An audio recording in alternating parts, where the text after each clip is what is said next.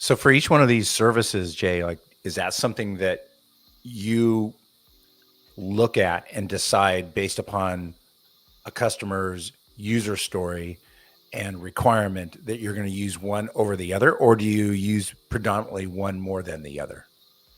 So we're adding to the library, right, if you will. So we've publicly stated that we use Azure OpenAI as well as OpenAI, and then we announced Google Vertex. So we really have three in the mix, and then we're developing to the others that I mentioned. No specific timelines, but we're able to do it very quickly.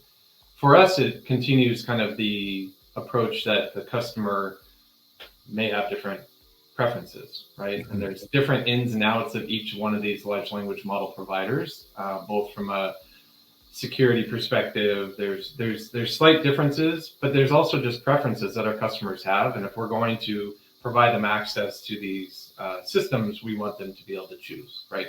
And so I think that's a moat for us, being able to add and offer multiple engines, if you will.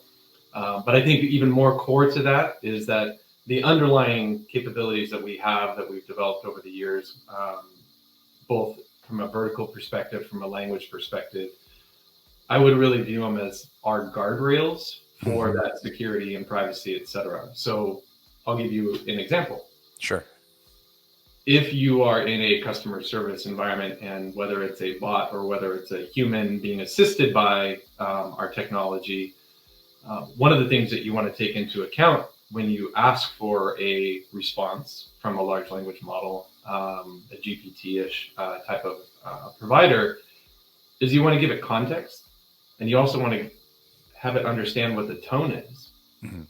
Because if I'm interacting with you, I'm the customer or your prospect, and I'm already frustrated maybe with something that I've purchased, you don't want a snarky response.